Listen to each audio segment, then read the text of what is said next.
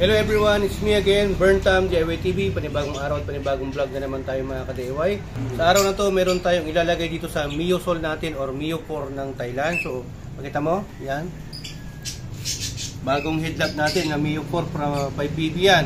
From ano yung HMA brand from Thailand. So, ang lalagay natin, kasi makita nyo naman, para siyang duling. Yung isa, iba yung magkaiba yung ilaw. Diba? Pag ilaw natin, tatry ko. Yan o. Yung isa puti. Ito naman, may katarata na to. Papalitan natin to mga ka-DIY. Ilalagay natin ganito, LED. Kasi ito halogen. Okay? So itong ilaw na to, 18 watts lang. Ito, LED to kaya 10 watts lang yata to. Pero ito, 18 watts, halogen. Baksaya sa baterya to. Pero ang pwede dito, nasa 25 watts. Pwede. Pero ayoko na ng halogen kasi masyadong maksaya sa baterya. Ilalagay natin LED. So, meron tayong unbox. Mga ka-DIY, ito po yung update. Dumating na po yung parcel natin from Lazada. LED bulb from, yan, Opera. Yan, ilalagay natin dito kay Miyot natin. Tara, kita mo. Yan o, nasa to, 350 kasama na po ang shipping. So, unbox natin. Yung code ng natin, yung type ng bulb natin is T19. Pero pwede rin itong P15D. Yan. So, kita nyo naman. Ang problema kasi nito mga ka-DIY, ganito po yan. Tignan mo. Itong isa, LED yan, pero itong isa halogen. Ito ang problema, liga. Makita mo dito. Yan sa mga katulad ko na pagka nagsabay-sabay lahat ng accessories, headlight, brake light, tapos magpipreno ka, ganito yung mangyayari mga ka-DIY. So okay yung bolt natin, di ba? Start natin. Ilaw. Makita mo. Ito yung LED. Ito yung LED, ito yung halogen. Alam mo? Nagda-drop mga ka-DIY. Nagda-drop yung voltage ng battery natin. So ayan ang problema pagka halogen. Ang halogen po kasi malakas po kumuha ng maksaya po kumuha ng battery yan. Kaya mas maganda na magpalit kayo ng LED lamp or LED light. At mas maganda ipa-battery operated nyo. Tara, pakita ko sa inyo. Sino mo? Pagpapatayin natin yung ilaw, tataas yan. Grabe yung kinakain niya. O, diba? Ang lakas. So, papalitan natin yan mga ka-DIY. Watch and learn. First thing to do is we have to remove the tourniquets there. Okay? Dahin natin yung dalawa dito sa harapan. So, yan. Tinatanggal din natin yung mga tornilyo dito sa may baba. Yan, may mga tornilyo din dito sa may bulsa na part. So, pa dito. Shoulder. So, yan. Itong Miyosol or Miyopor kasi na carb type 2011 model, dalawa yung ilaw niya kasi Thailand to. Pag Miyosol na made in Indonesia at Malaysia, isa lang yung headlamp nila dito lang sa gitna. Pag Miyopor Thailand, dalawa. So dalawa. Kaya dapat pantay, dalawang LED bulb ang papalitan natin. Yan, tanggalin natin to.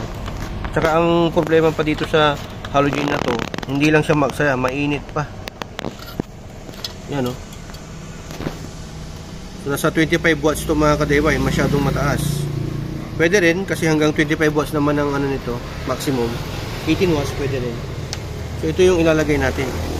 Napakaganda. Gandahan pa nito mga ka-DIY. Buksan muna natin, Opera. Parang ginaya nila yung Osram ng Osram ng Germany. Okay? So ganyan po siya.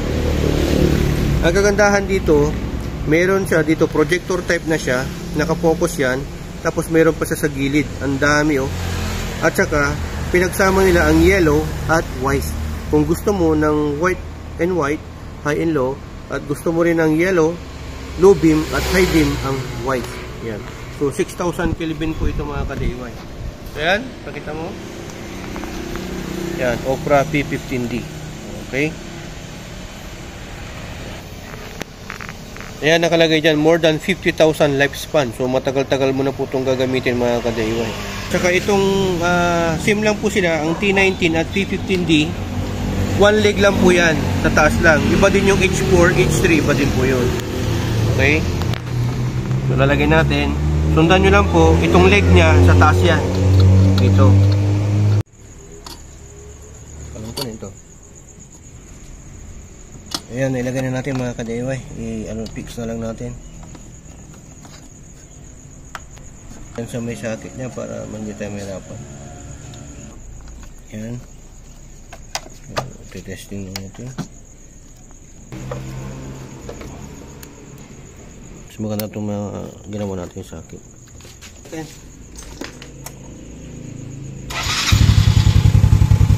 Ay, sa kalong. Ayos. Yan, dapat yung low Mas puti. maliwanag to. Mas maliwanag to kasi meron din sa gilid.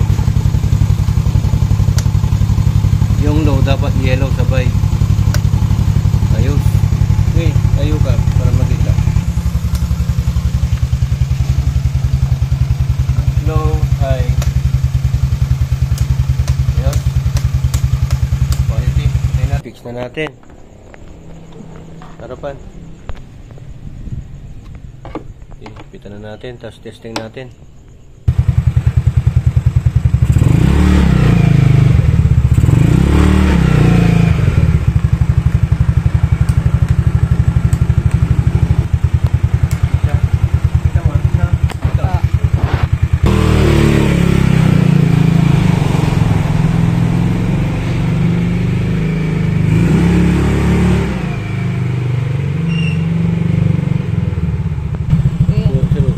Yan o, lakas. Yan yung high nya. Tapos ito yung low. Yung low beam is white. Tapos yung high is yellow. Yan. Ibaba lang natin ng konti. I-calibrate natin to. Ayan, okay na. Itong lead bulb na to, ito yung brand nya, Opera. Yung store kung saan ko nabili, yung link, lagay ko na lang sa description below. Okay? So, nasa ano yan, 350 kasama na po ang shipping. Medyo may kamahalan pero quality naman siya. Actually, yung high niya is white at yung low niya is yellow. Ayan. So, ayan mga ka-DIY, hoping na may natutunan naman kayo sa vlog natin sa ngayon. Dito sa HPT, sharing is caring. Natuto ka na, nakatipid ka pa. Dahil ito ka, Domingo Glory and Birdam, signing off.